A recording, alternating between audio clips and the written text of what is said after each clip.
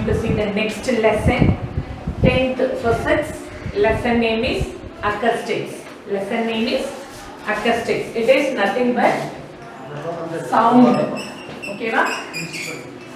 Acoustics abina. Today we are going to see the topic sound. Sound lesson da inneki nama paaka porom. Okay va? 5th lesson. In your book page number 59. In your book page number 59. Okay. Introduction.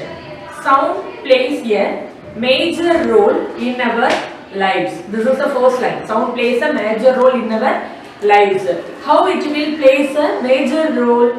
Next line paranga. We will communicate with each other mainly through sound. அப்ப it is the main role. இல்லையா? இப்ப நான் பேசுறது உங்களுக்கு எப்படி கேக்குது அப்படினா என்னோட வாய்ஸ் தான், சவுண்ட் தான் வந்து உங்களுக்கு காதுல விழறது. அதனால தான் நான் என்ன பேசுறேன் அப்படிங்கிறது உங்களால அண்டர்ஸ்டாண்ட் பண்ண முடியுது. So this is the major role அப்படினு சொல்றது. So sound plays a major role in our lives. We communicate with each other mainly through sound. Then in our daily life we hear a variety of sounds produced by different sources like humans, animals, vehicle horns, etc. இல்லையா? இப்போ daily உங்களை சுத்தி இருக்கிறவங்க பேசுறது கேட்பீங்க, வீட்ல இருக்க bed அனிமல்ஸோட சவுண்ட ஹியர் பண்ணுவீங்க, அதுக்கப்புறம் ரோட்ல போற auto, bus, lorry, two wheelers, cycle bell இதெல்லாம் இதோட ஹார்ன்ஸ் எல்லாம் நீங்க கேட்பீங்க. ஸோ இப்படி வெரைட்டி ஆஃப் சவுண்ட்ஸை ப்ரொடியூஸ் பண்ற டிஃப்ரெண்ட் சோர்சஸ்லேருந்து வர வெரைட்டி ஆஃப் சவுண்ட்ஸை நம்ம டெய்லி கேட்குறோம். எப்படி கேட்குறோம்? Through sound. Hence it becomes inevitable. So it is a new word, inevitable. E-V-I-T-A-B-L-E. Inevitable. It means தமிழ்ல சொல்லணும்னா தவிர்க்க முடியாதது. அப்ப சவுண்ட் கேக்குறோம் அப்படிங்கறத நம்மளால தவிர்க்கவே முடியாது, இல்லையா? So that is the meaning for inevitable. Inevitable அப்படினா தவிர்க்க முடியாதது. என்னது? Understand how sound is produced, how it is propagated, and how you hear the sound from various sources. இதெல்லாமே sound எப்படி produce ஆகுது, then how it is propagate, எப்படி ஒரு இடத்துல இருந்து இன்னொரு இடத்துக்கு propagate ஆகுது, அதாவது மூவ் ஆகுது. அதுக்கப்புறம் how you hear the sound, எப்படி நம்ம கேக்குறோம், various sources produce பண்ற sound எப்படி நம்ம கேக்குறோம் அப்படிங்கிறது என்னது? it is inevitable, தவிர்க்க முடியாத ஒண்ணு, கண்டிப்பா நம்ம தெரிஞ்சுக்க வேண்டிய ஒண்ணு.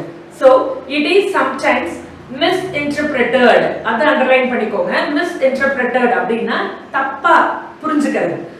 misinterpreted அப்படினா நம்ம தப்பா புரிஞ்சிட்டு இருக்கோம். என்ன எதை தப்பா புரிஞ்சிட்டு இருக்கோம்? that acoustics only deals with musical instruments. அதாவது இந்த acoustics அப்படின்றது musical instruments.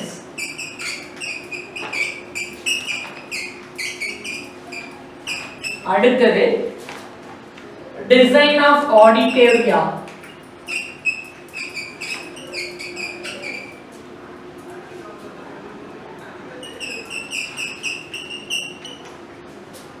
Then next concert halls.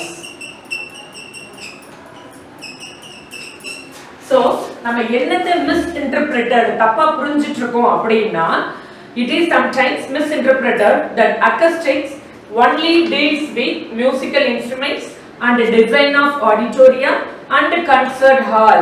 அப்ப இதெல்லாம் அதாவது musical instruments நம்ம manufacture பண்றது, அதுக்கப்புறம் இந்த design of auditoria அந்த musical instruments எல்லாம், அதாவது இப்ப மியூசிக் டைரக்டர்ஸ்லாம் மியூசிக் கம்போஸ் பண்ணுவாங்க இல்லையா, அதுக்காக ஒரு ரூம் வச்சிருப்பாங்க. அப்ப அந்த ரூமை வடிவமைக்கிறது, அதாவது கட்டுறது, இது மட்டும். இத அடுத்தது கன்சர்ட் ஹால்ஸ், இத மூணுத்தை மட்டுமே பத்தி சொல்றதுதான் அக்கஸ்டிக்ஸ் அப்படின்னு நம்ம தப்பா நினைச்சிட்டு இருக்கோம். மிஸ்இன்டர்பிரட்டட் அப்படின்னா தப்பா நினைச்சிட்டு இருக்கு. அப்ப அக்கஸ்டிக்ஸ் அப்படின்னா இது மூணை பத்தி மட்டும் சொல்றது அப்படின்னு சொல்லி நம்ம தப்பா நினைச்சிட்டு இருக்கோம். பட் ஆனா அக்கஸ்டிக்ஸ் அப்படிங்கிறது என்னன்னு பாத்தீங்கன்னா it is a branch of physics. பிசிக்ஸோட ஒரு பிரான்ச், அதாவது சவுண்டை பத்தி அதோட ப்ராப்பர்ட்டிஸ், ப்ராபகேஷன் அப்படின்றதெல்லாம் பத்தி படிக்கிறது தான் இந்த acoustics அப்படிங்கிறது. So but acoustics is a branch of physics that deals with protection, transmission, reception, control and effects of sound. So acoustics அப்படினா என்னெல்லாம் பத்தி நம்ம படிக்கிறோம்? How it will protection, எப்படி உருவாகுது. ஃபர்ஸ்ட் ப்ரொடெக்ஷன், அடுத்தது டிரான்ஸ்மிஷன். எப்படி ஒரு இடத்துல இருந்து இன்னொரு இடத்துக்கு டிரான்ஸ்மிட் ஆகுது, பரவுது. அதுக்கு அடுத்தது ரிசெப்ஷன். இப்ப ரிசெப்ஷன்னா மேரேஜுக்கு போகும்போது ரிசெப்ஷன்ல நின்று இன்வைட் பண்றாங்க இல்லையா, அந்த மாதிரி சவுண்டு எப்படி நான் கொடுக்குற சவுண்டை நீ எப்படி ஏத்துக்கிற, அனிமல்ஸோட சவுண்டை நம்ம எப்படி ஹியர் பண்றோம் அப்படிங்கிற மீனிங் தான் இங்க அந்த ரிசெப்ஷன் அப்படிங்கிறது. அதுக்கு அடுத்தது control and last one effect. அதாவது சவுண்டோட எப்படி கண்ட்ரோல் பண்றோம், அப்புறம் சவுண்டோட எஃபெக்ட், இதெல்லாம் பத்தி சொல்றது தான் அக்கஸ்டிக்ஸ் அப்படிங்கிறது. So acoustics is a branch of physics. It deals with protection, transmission, reception, control and effect of sound. அப்ப இத பத்தி எல்லாம் நமக்கு டீடைலா எக்ஸ்பிளைன் பண்றது தான் acoustics அப்படிங்கற meaning. Then next topic sound waves. Next topic உங்க புக்ல இருக்கிறது sound waves.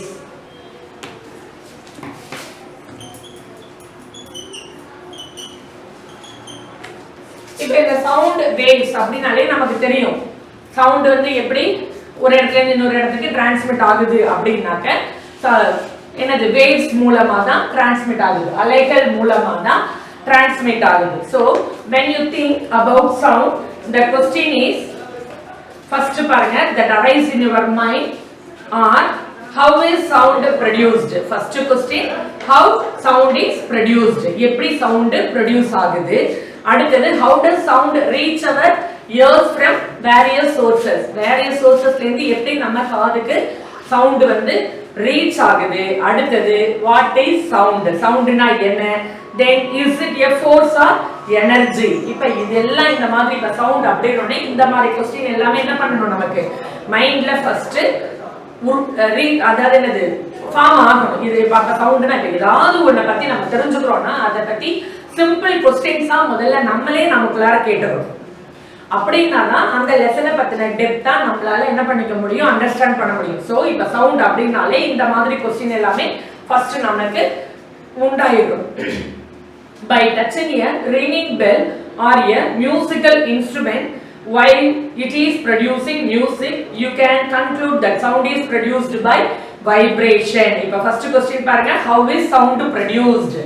First question, அப்ப எப்படி ப்ரொடியூஸ் ஆகுது, it is produced from vibration. Vibrate ஆகிறது மூலமா தான் சவுண்ட் ப்ரொடியூஸ் ஆகுது. அப்ப அதுக்கு என்ன கொடுத்திருக்காங்க, இப்ப ரிங்கிங் பெல் இல்ல மியூசிக்கல் இன்ஸ்ட்ருமெண்ட். இப்ப சைக்கிள்ல இருக்கிற பெல்ல நீ அடிக்கும் போது என்ன ஆகுது, அந்த பெல் வந்து வைப்ரேட் ஆகுது. வைப்ரேட் ஆகிறது மூலமா தான் அந்த சைக்கிள் சவுண்ட நம்மளால பெல் சவுண்ட நம்மளால கேட்க முடியுது. So sound is produced by vibration. This is the first question answer. அடுத்தது பாருங்க, the vibrating bodies produce energy. அப்ப it will produce energy. அப்ப last question என்ன கேட்டிருக்காங்க, it is a force or energy கேட்டிருக்காங்க. so sound is a form of energy அப்படிங்கிறது இங்க conclude ஆகுது. the vibrating bodies produce energy in the form of waves.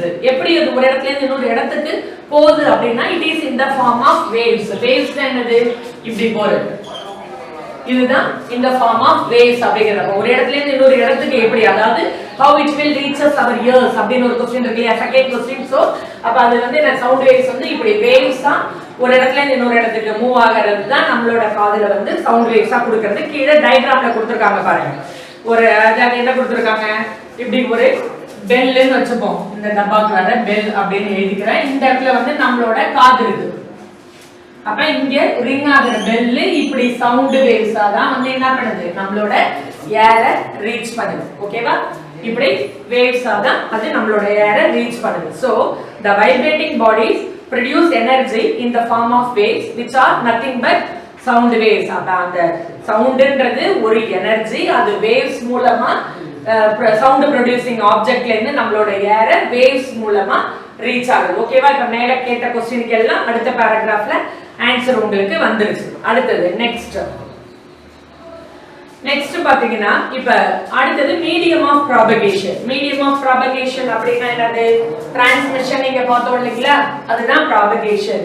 அப்ப அந்த ப்ராபகேஷன் அப்படின்னா எப்படி அது ஒரு இடத்துல இருந்து இன்னொரு இடத்துக்கு ப்ராபகேட் ஆகுது. அப்ப மீடியம் ஒண்ணு வேணும், கண்டிப்பா ஒரு மீடியம் இருந்தா மட்டும்தான் சவுண்ட் வேவ்ஸ் வந்து என்ன பண்ணும், ஒரு இடத்துல இருந்து இன்னொரு இடத்துக்கு transmit ஆகும். So medium of propagation.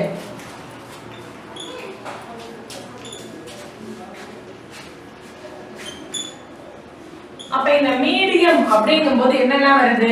Solid, அடுத்தது லிக்விட், கேஸ். இது மூணு தான் medium of propagation. Sound waves எடுத்துட்டு போற மீடியம் எதுனா சாலிட் இருக்கணும், லிக்விட் இருக்கணும், கேஸ் இருக்கணும். இந்த மூணு மீடியம்ல ஏதாவது ஒரு மீடியம் இருந்தா மட்டும்தான் சவுண்ட் வேவ்ஸ் வந்து ஒரு இடத்துல இருந்து இன்னொரு இடத்துக்கு என்ன ஆகும்? ப்ராபகேட் ஆகும். So you understand that the sound produced due to the vibration of different bodies need a material medium like air, water, steel. அப்ப airன்றது gasல வந்துரும், waterன்றது liquidல வந்துரும், steel அப்படின்றது solidல வந்துரும். So we need to any material medium to propagate the sound waves. ஓகேவா? அப்ப ஏதாவது ஒரு material medium இருந்தா மட்டும் தான். இப்ப நான் பேசுறேன் அப்படின்னா அப்ப ஏர் மாலிகூல்ஸ் வந்து என்ன பண்ணுது? நான் ப்ரொடியூஸ் பண்ற சவுண்ட்னால வைப்ரேட் ஆகி உன்னோட ஏரை ரீச் ஆகுது. ஓகேவா? அப்ப இங்க எனக்கும் உனக்கும் நடுவுல இருக்கிற அந்த சவுண்டை கேட்கறதுக்கான கம்யூனிகேட் என்னது அப்படின்னா ஏர் மாலிகூல்ஸ். ஓகேவா? அப்ப அதே மாதிரி இப்ப சாலிட் அப்படின்னு எடுத்துட்டா ரெண்டு சாலிட். இப்ப நம்மளோட கையை இப்படி கிளாப் பண்ணும்போது we will hear the sound. ரெண்டு ஸ்டோனை எடுத்துட்டு ஒன்னோட ஒண்ணு நம்ம கிளாப் பண்ணும்போது ஒன்னோட ஒண்ணு கொலாய்ட் பண்ணும்போது it will produce a sound. அப்ப சாலிட் ஒண்ணு என்ன பண்ணுது? சவுண்டை ப்ரொடியூஸ் பண்ணுது. அடுத்தது லிக்விட் அப்படின்னு பாத்தீங்கன்னா ஒரு பக்கெட்ல வாட்டர் எடுத்துக்கிட்டு அதுக்குள்ளார நம்ம கையை வச்சு தட்டும் பொழுதும் it will produce a sound. அதை நீ மேல நின்னு கேட்கும் பொழுது உனக்கு மெதுவா தான் கேட்கும். அந்த பக்கெட்டோட சைடுல உன்னோட காதை வச்சு நீ கேட்கும்போது you will hear a more sound. அதிக அளவு சவுண்ட் நீ கேட்க முடியும். அடுத்தது இப்ப ஏர் அப்படின்னாலும் ஏர் மாலிகூல்ஸ் வந்து என்ன பண்ணுது? இப்ப நான் பேசுற சவுண்ட ஏர் மாலிகூல்ஸ் தான் வைப்ரேஷன் மூலமா உன்னோட காதுக்கு எடுத்துட்டு வருது. சோ இங்க வந்து என்னது? Sound medium, material medium for its propagation. அதோட ப்ராபகேஷனுக்கு ஏதாவது ஒரு மெட்டீரியல் மீடியம் வேணும் அப்படிங்கிறது. So sound can propagate through gaseous medium, அடுத்தது or a liquid medium or a solid medium. ஏதாவது ஒரு மீடியம் இருந்தா மட்டும்தான் சவுண்ட் வேவ்ஸ் நம்மளால என்ன பண்ண முடியும்? கேட்க முடியும். சவுண்ட நம்மளால கேட்க முடியும். இப்போ suppose you and your friend are on the moon, will you able to hear any sound produced by your friend? நீயும் உன்னோட ஃப்ரெண்டும் மூன்ல இருக்கிறதா இமேஜின் பண்ணிக்கோங்க. அங்க அவன் உன்னை கூப்பிடுறான், உன்னோட நேம் சொல்லி கூப்பிடும் பொழுது இல்ல ஏதோ கத்தும் பொழுது பாட்டு பாடும் பொழுது அவன் பேசுறத உன்னால கேட்க முடியுமா? முடியுமா? கேட்க முடியுமா? இமேஜின் பண்ணி பாரு. எங்க இருக்கீங்க? மூன்ல இருக்கீங்க. நிலால நீ இருக்கும் பொழுது உன் ஃப்ரெண்டு உன்னை பேர் சொல்லி கூப்பிடுறான், உன்னோட நேம சொல்லி கூப்பிடுறான். ஏய் இங்க பாரு, அத பாரு, இத பாரு அப்படின்னு சொல்றது உனக்கு காதுல விழுமா? விடாதா?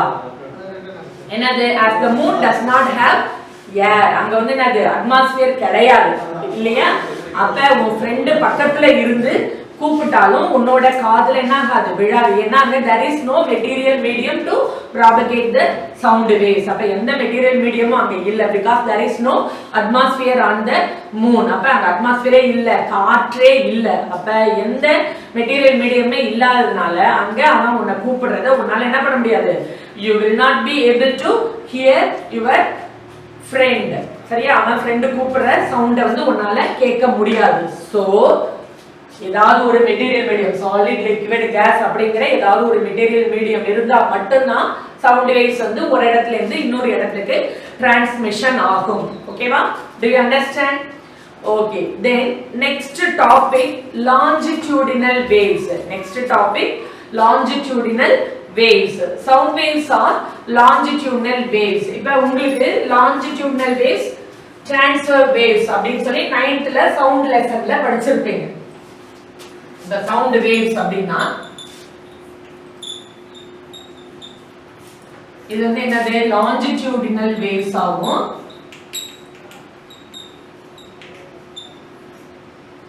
அடுத்தது இன்னொன்று வந்து transverse waves அப்படின்னு 2 types ஆகும்.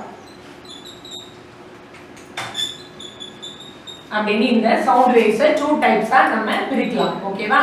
இப்போ இதுல ஃபர்ஸ்ட் உங்களுக்கு கொடுத்திருக்கிறது longitudinal waves. இப்போ longitudinal waves அப்படினா it will travel parallel. இந்த longitudinal waves வந்து என்ன ஆகும்? parallel-ஆ தான் டிராவல் பண்ணும். அந்த பார்ட்டிகல்ஸ் வைப்ரேட் ஆகுது இல்லையா, அதுக்கு பேரலா டிராவல் பண்றது தான் இந்த லாஞ்சிடியூடனல் வேவ்ஸ் அப்படிங்கிறது. அதுவே இந்த டிரான்ஸ்வர்ஸ் வேவ்ஸ் அப்படிங்கிறது பாத்தீங்கன்னாக்க பெர்பெண்டிகுலரா டிராவல் பண்ணா அது வந்து டிரான்ஸ்வர்ஸ் வேவ்ஸ். ஓகேவா? புரியுதா? லாஞ்சிடியூடனல் வேவ்ஸ்னா பார்ட்டிகல்ஸ் மூவ் அலாங் என்னது parallel. இப்ப டிரான்ஸ்வர்ஸ் அப்படின்னா பெர்பெண்டிகுலரா அந்த பார்ட்டிகல்ஸ் வந்து மூவ் ஆச்சு அப்படின்னா அதுதான் வந்து டிரான்ஸ்வர் வேவ்ஸ். ஓகேவா? இதுதான் வந்து சவுண்ட் வேவ்ஸ். இப்ப பாத்தீங்கன்னா லாஞ்சிடியூடனல் waves.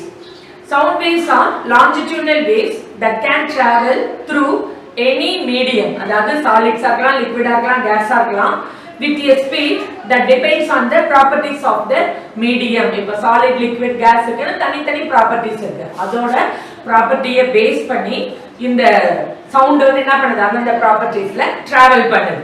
So as sound travels through a medium, the particles of medium vibrate along the direction of propagation of the wave. அப்ப எந்த பார்ட்டிகல்ல அது அதாவது எந்த மீடியம்ல டிராவல் பண்ணுதோ, சாலிடா இருந்தாலும் லிக்விடா இருந்தாலும் கேஸா இருந்தாலும் அதுல வைப்ரேட் ஆகி பார்ட்டிகல்ஸ் எந்த சைடு மூவ் ஆகுதோ அந்த சைடுக்கு என்ன ஆகுது, along the அதாவது medium vibrate along the direction of propagation of waves. அந்த waves அப்படிங்கிறது இப்படி போகும்னு சொல்றோம் இல்லையா, அப்ப இந்த மாதிரி அந்த பார்ட்டிகல்ஸ் எந்த சைடு மூவ் ஆகுதோ அந்த சைடுல சவுண்ட் வேவ்ஸ் ப்ராபகேட் ஆகும்.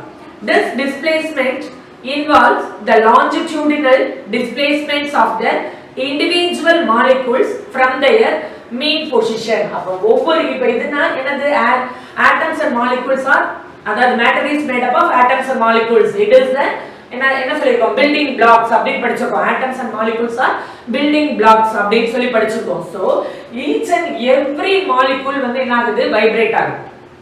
அப்படி வைப்ரேட் ஆகும்போது அது வந்து என்ன பண்ணுது, அதோட பொசிஷன்ல இருந்து ஒரு பர்టిక్యులர் பொசிஷனுக்கு ரீச் அதாவது என்ன சொல்றது மூவ் ஆகிறது. இப்ப சவுண்டா இப்ப நான் உன்னை இப்ப போன் பேசுறோம் ஹலோ அப்படிங்கும்போது எப்படி இருக்கு, மெதுவா கூப்பிடுறோம். அந்த எய்தாப்ல இருக்கவங்களுக்கு காதுல விழனா ஹலோ அப்படின்னு சொல்லிட்டு வேகமா கூப்பிடுவோம் இல்லையா. அப்ப நம்ம எவ்வளவு எனர்ஜி கொடுத்து அந்த பார்ட்டிகல்ஸ் கொடுக்குறோமோ அதுக்கு ஏத்த மாதிரி அந்த மாலிகூல்ஸ், அந்த ஏர் மாலிகூல்ஸா இருந்தாலும் சாலிடா இருந்தாலும் லிக்விடா இருந்தாலும் அதுல இருக்கிற மாலிகூல்ஸ் வந்து என்ன ஆகுது, வைப்ரேட் ஆக ஆரம்பிக்குது. அப்ப மெதுவா ஹலோ அப்படிங்கும் போது மாலிகூல் வந்து என்னது ஷார்ட் பீரியட் தான் வந்து என்னது டிஸ்பிளேஸ் ஆகுது. அதாவது குறைஞ்ச இடத்துக்கு மட்டும் டிஸ்பிளேஸ் ஆகுது. இப்ப இந்த இடத்துல இருந்து இப்படி டிஸ்பிளேஸ் ஆகுது. ரொம்ப வேகமா கத்தி கூப்பிடும் போது என்ன ஆகுது, இப்படி பெருசா மூவ் ஆகுது அதோட மீன் பொசிஷன்ல இருந்து. அதாவது அது இருக்கிற இடத்துல இருந்து அதிக அளவு தூரத்துக்கு அந்த பார்ட்டிகல் வந்து மூவ் ஆகிறது, வைப்ரேட் ஆகிறதுன்னு சொல்லுது. So individual molecules from their mean positions. This results in a series of high and low pressure regions called compressions and rarefactions as shown in figure 5.2. இப்ப கீழ ஒரு டயகிராம் ஒன்னு கொடுத்திருக்காங்க உங்களுக்கு. longitudinalல compressionsம் rarefactionsம் இருக்கிற மாதிரி ஒரு டயகிராம் ஒன்னு கொடுத்திருக்காங்க.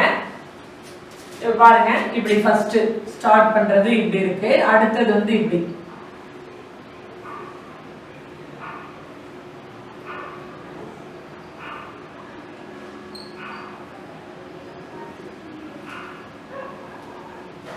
உன்னோட புக்ல பார்த்தனா நல்லா தெரியும். இங்க வந்து பார்த்தனா நல்ல கேப்பா இருக்கும், இங்க பார்த்தனா கேப் இல்லாம ரொம்ப நெருக்கமா இருக்கும், அடுத்தது திருப்பி கேப் இருக்கும், அடுத்தது நெருக்கமா இருக்கும். இப்ப இந்த மாதிரி தான் சவுண்ட் வேவ்ஸ் வந்து ப்ராபகேட் ஆகுது. இதுதான் வந்து என்ன சொல்றோம், நம்ம லாஞ்சிடியூடினல் வேவ்ஸ் அப்படின்னு சொல்றோம். இப்ப இதுல இப்ப கம்ப்ரஷன்ஸ் அப்படின்னா பாத்தீங்கன்னா இப்படி நெருக்கமா இருக்கு இல்லையா, இந்த ரீஜியனை தான் என்ன சொல்றோம் நம்ம கம்ப்ரஷன்ஸ் அப்படின்னு சொல்றோம். இதே மாதிரி தனித்தனியா இருக்குது, அதுக்கு தான் வந்து ரேர்ஃபேக்ஷன்ஸ். உங்களோட டயகிராம்ல நீட்டா கொடுத்திருக்கோம் பாருங்க, டயகிராம் அழகா நீட்டா நான் டிரா பண்ணல, பாத்துக்கோங்க. அப்ப கம்ப்ரஷன் இப்போ நம்ம ரெக்கார்ட் நோட்டு எப்படி எழுத போறோம் அப்படிங்கறத பத்தி எக்ஸ்பிளைன் பண்ண போறேன். இதுதான் வந்து அந்த மேன்யூல், ரெக்கார்ட் நோட்டு மேன்யூல், இது ப்ரொசீஜர் மேன்யூல். இதை வந்து சார் வந்து உங்களுக்கு நம்ம குரூப்ல அப்லோட் பண்ணிடுவாரு. இப்போ ஃபர்ஸ்ட் எக்ஸ்பெரிமெண்ட் பிரின்சிபல் ஆஃப் மொமெண்ட்ஸும், second experiment focal length of convex lens, இந்த ரெண்டு எக்ஸ்பெரிமெண்ட்டும் நீங்க எழுதி நெக்ஸ்ட் Thursday 15th 15ஆம் தேதி அன்னைக்கு ஈவினிங் 4 o'clock என்கிட்ட வந்து கரெக்ஷன் வாங்கியிருக்கணும். ஓகேவா, புரியுதா? டிலே பண்ணாத. ரெக்கார்ட் நோட்டை சீக்கிரமா வாங்கிட்டு போய் 2 எக்ஸ்பெரிமெண்ட்டும் அழகா நீட்டா எழுதி அடுத்த வாரம் வியாழக்கிழமை என்கிட்ட கரெக்ஷன் வாங்குங்க. இப்ப ரெக்கார்ட் நோட் எப்படி எழுதுறதுங்கிறத பார்க்க போறோம். ஓகேவா? இப்ப ரெக்கார்ட் நோட் இப்படி ஃபர்ஸ்ட் ஓபன் பண்ணோடனே ஃப்ரண்ட் பேஜ் உன்னோட நேம் எல்லாம் எழுதுறதுக்கு இருக்கும். இதுல நேம்ல பென்சில் வச்சு உன்னோட பேரை லைட்டா எழுது, டார்க்கா எழுதாத. லாஸ்டா நம்ம பிராக்டிக்கல் எக்ஸாம் போது பென் பண்ணிக்கலாம். பென்சில் வச்சு உன் நேமை மட்டும் எழுதுங்க. இங்க செக்ஷன்ல 10th B1 B2 நோட் பண்ணிக்கோங்க. அடுத்த பேஜ் திருப்பினீங்கன்னா கண்டென்ட் வரும். இதுல வந்து நம்ம experiment number, serial number, date, experiment number 1 2 3 போட்டு எக்ஸ்பெரிமெண்டோட நேம் எல்லாம் எழுதணும். இங்க ஃபர்ஸ்ட் பேஜ்ல பிசிக்ஸ் கெமிஸ்ட்ரி எழுதுவோம். செகண்ட் பேஜ்ல பாட்னி சுவாலஜி எழுதுவோம். இதுவும் நம்ம லாஸ்டா ஃபில் பண்ணிக்கலாம். ஓகேவா?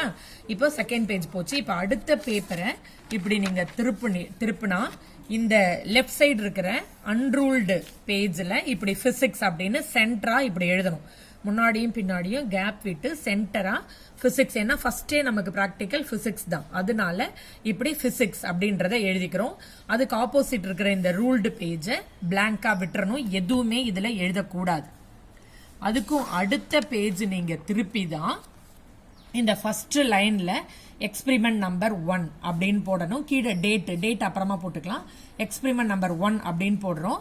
ஃபர்ஸ்ட் லைனை விட்டுட்டு செகண்ட் லைன்ல 2, அதாவது அந்த லைனுக்கு சென்டரா heading principle of moment, first எக்ஸ்பெரிமெண்டோட நேம் பிரின்சிபல் ஆஃப் மொமெண்ட்ஸ் அப்படிங்கறத எழுதணும். இப்ப பாருங்க முன்னாடியும் பின்னாடியும் கேப் ஈக்குவலா இருக்கும். அப்ப அந்த லைனுக்கு சென்டரா நடுவுல தான் நீ என்ன பண்ணணும், பிரின்சிபல் ஆஃப் மொமெண்ட்ஸ் அப்படின்னு எழுதினா போதும்.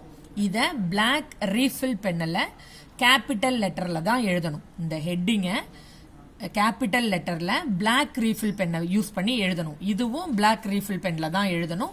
இதுவும் ஹெட்டிங்கும் பிளாக் ரீஃபில் பென். இப்ப ஹெட்டிங் எழுதி முடிச்சதுக்கு அப்புறம் 2 லைன் கேப் விட்டுருங்க. 2 லைன் கேப் விட்டுட்டு 3வது லைன்ல இப்படி எய்ம் கேபிட்டல் லெட்டர்ல, இதுவும் பிளாக் ரீஃபில் யூஸ் பண்ணி தான் நீ எழுதணும். எய்ம் அப்படிங்கறத எழுதுறோம். 2 டாட் வச்சுட்டு இங்கே எய்ம் எழுத ஆரம்பிக்கிறோம். To determine the weight of an object using the principle of moments அப்படின்னு. இதுதான் எய்ம், உங்க புக்லயே இருக்குமா, அதே எய்ம் தான் இங்க நான் எழுதி காமிச்சிருக்கேன், அதை எழுதுறோம். அடுத்தது ஒரு லைன் விடுறீங்க. அடுத்த லைன்ல ஒரு லைன் விட்டுட்டு, அதாவது எய்ம் எழுதி முடிச்சதும் ஒரு லைன் ஸ்பேஸ் விட்டுட்டு அப்பேரட்டஸ் ரெக்வயர்டு, அதுவும் கேபிட்டல் லெட்டர்ல பிளாக் ரீஃபில் பென் வச்சு தான் எழுதணும். இதே மாதிரி எழுதிக்கிறீங்க. அதுக்கான அப்பேரட்டஸ் எழுதுறோம். இங்க metre scale, knife edge, slotted weights, thread அப்படின்னு எழுதியிருக்கேன். இங்க இதுல இந்த 2 எங்க எழுத ஆரம்பிச்சிருக்கிறோமோ அதுக்கு நேரா தான் இங்கேயும் நான் எழுத ஆரம்பிச்சிருக்கேன் பாருங்க. அப்ப ஒரு ஸ்கேல் கேப் இங்க நீங்க விட்டுக்கணும். இந்த 2ல T எங்க ஸ்டார்ட் பண்ணிருக்கிறோமோ அதே இடத்துல தான் அப்பேரட்டஸ் ரெக்கார்ட்ல உள்ள அந்த அப்பேரட்டஸ் நேமை எழுதியிருக்கேன். அப்ப அப்பேரட்டஸ் ரெக்கார்டு எழுதிட்டு ஒரு லைனை விட்டுட்டு அடுத்தது ப்ரொசீஜர், அடுத்த ஹெட்டிங் ப்ரொசீஜர். இப்ப அதுவும் பிளாக் ரீஃபில் வச்சு கேபிட்டல் லெட்டர்ல எழுதுறீங்க. ப்ரொசீஜர் எழுதிட்டு அடுத்த லைன் இங்க எங்க எழுத ஆரம்பிச்சிருக்கிறோமோ அதே இதுலயே ப்ரொசீஜரோட ஃபர்ஸ்ட் பாயிண்ட் எழுதணும். இப்ப நம்ம பாயிண்ட் இங்க போட்டுட்டேன். ஃபர்ஸ்ட் ஆரம்பிக்கிறது a metre scale is supported at its centre of gravity அப்படின்னு இன்னும் வரும். இப்ப ஃபர்ஸ்ட் பாயிண்ட் எழுதுறோம். அடுத்த பாயிண்ட்டுக்கு நீங்க ஸ்பேஸ் விட தேவையில்லை. இப்ப ஒரு ஹெட்டிங் தான் நான் ஒரு லைன் விட சொன்னேன். இந்த பாயிண்ட் எல்லாத்தையும் அப்படியே லைனா நீங்க இங்க எழுதுறீங்க. இந்த பேஜ்ல கம்ப்ளீட் பண்ண முடியாது. அப்ப அடுத்த பேஜை திருப்பி இங்க ஆரம்பத்துல இருந்து நீ எழுதிட்டு வர. ப்ரொசீஜர் மொத்தம் ஒரு 6 பாயிண்டோ 7 பாயிண்டோ இருக்கு. அத்தனை பாயிண்ட்டும் நீ எவ்வளவு தூரம் வருதோ அவ்வளவு தூரம் எழுதி முடிச்சிடணும். ஓகேவா? இப்ப ப்ரொசீஜர் எழுதி முடிச்சிட்டோம். அதுக்கப்புறம் திருப்பி ஃபர்ஸ்ட் பேஜ்லயே, அதாவது இந்த ஹெட்டிங் எழுதணும் இல்லையா, அதுக்கு ஆப்போசிட்டா இருக்கிற லெஃப்ட் சைடு இருக்கிற இந்த ஒயிட் பேப்பர்ல இப்படி 4 சைடு மார்ஜின் எவ்வளவு நீட்டா நான் போட்டிருக்கேன் பாருங்க. கேப் கரெக்டா மேல கீழே இந்த சைட்ல எல்லாம் கரெக்டா இருக்கணும். இப்படி 4 சைடு மார்ஜின் போடுறோம். டயக்ராம் ஹெட்டிங் எழுதிட்டு இந்த பிரின்சிபல் ஆஃப் மொமெண்ட்ஸ் டயக்ராம் உங்களோட புக்ல இருக்கு. இந்த டயக்ராம இந்த வாட்டத்துல இப்படி போடணும். நீங்க இந்த பிரின்சிபல் ஆஃப் மொமெண்ட் டயக்ராம இதே மாதிரி இங்க சென்டரா அழகா நீட்டா போடணும். ஓவர், அதாவது ரொம்ப பிளாக்கா போடாத, லைட்டா அழகா போடணும். இந்த இடத்துல வெறும் டயக்ராம் மட்டும் போடுறோம். ஓகேவா? எங்க போடுறோம்? ஹெட்டிங் எழுதுனதுக்கு ஆப்போசிட்ல அப்படியே இங்க ஃபர்ஸ்ட் பேஜ்ல டயக்ராம் தான் போடணும். அதுக்கப்புறம் அடுத்த பேஜ் திருப்புறீங்க. இங்க தான் ப்ரொசீஜர் முடிச்சிருக்கேன். அதுக்கு ஆப்போசிட் இருக்கிற இந்த ஒயிட் பேப்பர்லயும் 4 சைடு மார்ஜின் போட்டுட்டு அப்சர்வேஷன் எழுதி டேபிளர் காலம் புக்ல இருக்கு உங்களுக்கு. அந்த மேனுவல்லையும் இருக்கு. மேனுவல்ல பார்த்து நீங்க அந்த மேல இருக்கிற ஹெட்டிங் வந்து பிளாக் ரீஃபில் பென்ல எழுதுற serial number, weight in the weight hanger, அடுத்தது distance of known weight D2, distance of unknown weight D1, W2 into D2, unknown weight W1 equal to W2 into D2 by D1. இதை வந்து நீங்க black refill use பண்ணி heading எழுதிக்கிற. கீழே வந்து அந்த இதுலயே மேனுவல்ல என்ன ரீடிங் நான் கொடுத்துருக்கிறனோ அதே ரீடிங்கை இங்க ஃபில் பண்ணிடுறீங்க. டேபிளர் காலத்துல அதே ரீடிங் ஃபில் பண்ணி மீன் வேல்யூ வரைக்கும் எழுதிடுறீங்க. அதுக்கப்புறமா செய்யும் போது வேற ரீடிங் வர்றதை நமக்கு அப்சர்வேஷன் நோட்ல நோட் பண்ணிக்கலாம், எப்படி செய்யணுங்கிறத நோட் பண்ணிக்கலாம். இப்போ மேனுவல்ல என்ன ரீடிங் இங்க நான் கொடுத்துருக்கிறனோ இதுதான் வரும். இப்போ ஃபர்ஸ்ட் பாத்தீங்கன்னா 0.050, இங்க 0.2, இங்க 0.13, 0.01, 0.077. அடுத்த செகண்ட் ரீடிங், தேர்ட் ரீடிங், இப்படி எல்லா ரீடிங்கும் இதை பார்த்து அப்படியே இந்த டேபிளர் காலத்துல நீங்க ஃபில் பண்றீங்க. அடுத்தது கால்குலேஷன், டேபிளர் காலத்துக்கு கீழே மேல டேபிளர் காலம் போடு, கீழே கால்குலேஷனுக்கு இடம் வேணும். அப்ப கால்குலேஷன் அப்படின்னு போட்டு இங்க கொடுத்துருக்கிறத அப்படியே எழுதுவீங்க. இது அப்படியே எழுதிட்டு இந்த ஃபார்முலாவை மட்டும் நான் இங்க எழுதியிருக்கேன். இதெல்லாம் இங்க எழுதணும், நான் எழுதல, கேப் விட்டுருக்கேன், நீங்க எழுதுறீங்க, ஃபில் பண்ணிருங்க. இந்த லாஸ்ட் லைன் மட்டும் நான் இங்க ஒர்க் அவுட் பண்ணிருக்கேன். W1 equal to W2 into D2 by D1. இப்ப இந்த வேல்யூ எது எழுதியிருக்கேன்னா இந்த ஃபர்ஸ்ட் ரீடிங் எழுதியிருக்கேன். இது W2. இப்ப 0.050 into D2. D2 ஓட வேல்யூ 0.2, அதை எழுதிட்டேன். டிவைடட் பை D1 ஓட வேல்யூ 0.13 இங்க எழுதிட்டேன். இப்ப கீழே இது ரெண்டுத்தையும் மல்டிப்ளை பண்ணி இதால டிவைட் பண்ணா 0.077 கிலோகிராம் அப்படின்றது இங்க லாஸ்டா வர ஆன்சர் இங்க வந்திருக்கு. இப்ப இந்த ஃபர்ஸ்ட் ரீடிங்கை மட்டும் இங்க கால்குலேஷன் போட்டு நம்ம காமிச்சிருக்கோம். செகண்ட் அண்ட் தேர்ட் வேண்டாம், அப்சர்வேஷன் நோட்ல போட்டுக்கலாம். ரெக்கார்ட் நோட்ல ஒரு ரீடிங் காமிக்கிறது மட்டும் போதும். ஓகேவா? அப்ப இந்த மாதிரி போட்டதெல்லாம் இங்க ஃபில் பண்ணி மீன் வேல்யூ போட்டுருவோம். இப்ப இங்க ப்ரொசீஜர் எழுதணும். எப்பவுமே ரெக்கார்ட் நோட்ல பிசிக்ஸ் கெமிஸ்ட்ரிக்கு பாத்தீங்கன்னா ரிசல்ட் இப்படி கீழே தான் எழுதணும். நீ இதோட ப்ரொசீஜர் 2 லைன்ல நீ முடிச்சிருந்தாலும் இல்ல இது வரைக்கும் நீ ப்ரொசீஜர் முடிச்சிருந்தாலும் ஓகே. ஆனா ரிசல்ட் எங்க எழுதணும்னா கீழே, அதாவது கீழே தான் எழுதணும். கீழே இருந்து ஒரு 5 லைன்ஸ்ல தான் நீ ரிசல்ட் எழுதணும். அதனாலதான் கீழே பாருங்க 1 2 3 4 5 லைன்ஸ் விட்டுட்டு 6th லைன்ல ரிசல்ட் அப்படின்னு எழுதியிருக்கேன். இங்க ரிசல்ட்னு பிளாக் ரீஃபில்ல எழுதிட்டு இந்த ஒரு லைனை விட்டுட்டு இந்த லைன்ல நீ இங்க கொடுத்திருக்கிற result using the principle of moments the weight of the unknown body W1 equal to 0.078 kg அப்படிங்கறத இந்த இடத்துல நீ எழுதி முடிக்கணும். ஓகேவா? புரிஞ்சுதா? இதுதான் வந்து ஃபர்ஸ்ட் எக்ஸ்பெரிமெண்ட். இப்போ இந்த ஃபர்ஸ்ட் எக்ஸ்பெரிமெண்ட் முடிஞ்சதுக்கு அப்புறம் அடுத்த பேஜ் திருப்பணும். இங்க எக்ஸ்பெரிமெண்ட் நம்பர் 2 அடுத்த எக்ஸ்பெரிமெண்ட் எழுத போறோம். இப்போ ஃபர்ஸ்ட் எக்ஸ்பெரிமெண்ட் எனக்கு 2 பேஜ் முடியல மிஸ், 3வது பேஜும் வருதுன்னா ஓகே, நோ ப்ராப்ளம். 3வது பேஜும் எடுத்துக்கோ. 3வது பேஜ்ல கீழே ரிசல்ட் எழுதிக்கோங்க. செகண்ட் பேஜ்ல ஃபுல்லாவே இது வரைக்குமே எனக்கு ப்ரொசீஜர் வருது, என்னால முடிக்க முடியலன்னா பரவாயில்ல, நோ ப்ராப்ளம். இது வரைக்கும் ப்ரொசீஜர் எழுதிட்டு அடுத்த பேஜ் திருப்பினா இந்த லாஸ்ட்ல 5th லைன்ல தான் நீ ரிசல்ட் எழுதணும். ஓகேவா? கன்ஃபார்மா 2 பேஜஸ்ல முடிஞ்சிரும், அதனால கவலைப்பட வேண்டாம். இப்ப அடுத்த பேஜ் திருப்பினா இங்க மேல எக்ஸ்பெரிமெண்ட் நம்பர் 2 அப்படின்னு போட்டுக்கிறோம். இப்ப இதோட ஹெட்டிங் பெருசா இருக்கு, focal length of a convex lens அப்படின்னு பெருசா இருக்கு. அதனால ஃபர்ஸ்ட் லைன்ல நான் சென்டர் பண்ணிருக்கேன் பாருங்க. இங்க கேப், இவ்ளோ கேப் கரெக்டா விட்டு நடுவுல ஃபோக்கல் லென்த் ஆஃப் எ எழுதிட்டேன். ஓகேவா? இப்ப கான்வெக்ஸ் லென்ஸ் இதுக்கு சென்டர் பண்ணி கான்வெக்ஸ் லென்ஸ் எழுதணும். புரியுதா? நீ பாட்டு இந்த ஓரத்துல எழுதுறது, இந்த ஓரத்துல அப்படி எல்லாம் எழுதக்கூடாது, இப்படி சென்டரா தான் இருக்கணும். அதனாலதான் நான் எழுதியே காமிச்சிருக்கேன். நடுவுல கரெக்டா அழகா நீட்டா எழுதணும். இதுவும் என்னது, பிளாக் ரீஃபில் பென்ல கேபிட்டல் லெட்டர்ல தான் எழுதணும். ஓகேவா? இப்ப 2 லைன்ல எழுதிட்டோம். அப்புறம் 2 லைன் விட்டுட்டு அடுத்த லைன்ல எய்ம் அப்படின்னு எழுதியிருக்கேன். இதுவும் உங்களோட மேனுவல்ல கொடுத்துருப்பாங்க. அது ஃபர்ஸ்ட் எக்ஸ்பெரிமெண்ட்ல எழுதி காமிச்சதுனால இதுக்கு நான் எழுதல. இப்ப இதுல எய்ம் எல்லாம் இருக்கு, எய்ம் அப்பேரட்டஸ் இருக்கு, ஃபார்முலா இருக்கு. அதெல்லாம் இங்க 1 by 1 நான் ஃபர்ஸ்ட் எக்ஸ்பெரிமெண்ட்டுக்கு எப்படி எக்ஸ்பிளைன் பண்ணனோ அதே மாதிரி லைனா நீ நீட்டா எழுதிட்டு வரணும். எய்ம் எழுதணும், அப்பேரட்டஸ் எழுதணும், ஃபார்முலா எழுதணும். அதுக்கப்புறம் ப்ரொசீஜர்ல தான் ஃபர்ஸ்ட் ஒன் வந்து டிஸ்டன்ட் ஆப்ஜெக்ட் மெத்தட்னு இருக்கு, அதுல 4 பாயிண்ட் இருக்கு எழுதணும். செகண்ட் ப்ரொசீஜர்ல வந்து யூவி மெத்தட்ல ஒரு 5 பாயிண்ட் இருக்கு, அதை எழுதணும். அப்ப இதுல வந்து நீனு உனக்கு இது ஃபர்ஸ்ட் பேஜும் செகண்ட் பேஜும் பத்தாதுன்னு நினைக்கிறேன். ஏன்னா இது இவ்வளவு பெருசா பாயிண்ட்ஸ் இருக்கிறதுனால இது எல்லாமே எழுதணும். 2 பேஜ்ல முடிக்க முடிஞ்சா முடிச்சிருமா, முடிக்க முடியலன்னா நீ 3வது பேஜ் வரைக்கும் எழுதலாம் ப்ரொசீஜர். ஆனா அந்த ரிசல்ட்டை மட்டும் என்ன பண்ணணும், லாஸ்டா கீழே 3வது பேஜோட கடைசியில தான் நீ எழுதுற. அப்படி உனக்கு 2 பேஜ்லயே முடிச்சிட்டோம் செகண்ட் எக்ஸ்பெரிமெண்ட் அப்படின்னா இந்த ஹெட்டிங் எழுதுனதுக்கு ஆப்போசிட் சைட்ல இப்படி 4 சைட் மார்ஜின் போட்டு 2 டிவைட் பண்ணிக்க. ஃபர்ஸ்ட் டிஸ்டன்ட் ஆப்ஜெக்ட் மெத்தட்னு போட்டு இந்த டயக்ராம போடணும். அடுத்தது ரெண்டாவது கீழே யூவி மெத்தட்னு ஹெட்டிங் எழுதி இந்த டயக்ராம் போடுறேன். ஓகேவா? ஏன்னா 2 பேஜ்ல முடிச்சா ஒரே பேஜ்ல 2 டயக்ராமும் இப்படி ஸ்பிளிட் பண்ணி போடு. இல்ல மிஸ் எனக்கு 3 பேஜ் வருதுன்னா இதுல டிஸ்டன்ட் ஆப்ஜெக்ட் மெத்தட் டயக்ராம் போடு, இங்க யூவி மெத்தட் டயக்ராம் போடு, இந்த டேபிளர் காலத்தை அப்படியே 3வது பேஜுக்கு கொண்டு வந்துருங்க. முதல்ல ப்ரொசீஜர் எழுதுனதுக்கு அப்புறமா லெஃப்ட் சைடு வந்து நீ டயக்ராமும் டேபிளர் காலம் கால்குலேஷன்லாம் கை வைக்கலாம். அப்பதான் எத்தனை பேஜ் வருதுன்னு உனக்கு தெரியும். ஓகேவா? இப்ப 2 பேஜ்ல முடிச்சிடலாங்கிறதுனால நான் ஒரு பேஜ்ல 2 டயக்ராம் போட்டு இந்த பேஜ்ல டேபிளர் காலமும் கால்குலேஷனும் போட்டுட்டேன். இங்க இது வரைக்கும் ப்ரொசீஜர் முடிச்சு ரிசல்ட் எழுதிடலாம் அப்படின்னு. இல்ல நான் பெருசா தான் எழுதுவேன், எனக்கு வந்து 2 பேஜ்ல முடியல அப்படின்னா இங்க வந்து உனக்கு aim, apparatus, formula, distant object method தான் வருதுன்னா இங்க டிஸ்டன்ட் ஆப்ஜெக்ட் மெத்தட் டயக்ராம் போடு. இங்க யூவி மெத்தட்னு ஹெட்டிங் எழுதி அதுக்கான ப்ரொசீஜர் இங்க எழுதுனா யூவி மெத்தடுக்கான டயக்ராம இங்க போடுங்க.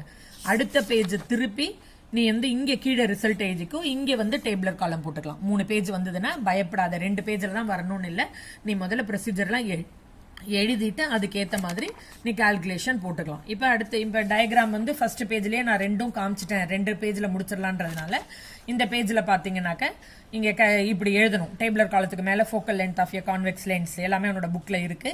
எழுதிட்டு டேபிளர் காலம் இது ஃபர்ஸ்ட் எப்பவும் போல பிளாக் பென்ல எழுதுறோம். இங்க ரீடிங் எழுதுறோம், 5 ரீடிங் அதே மாதிரி உனக்கு இருக்கும்.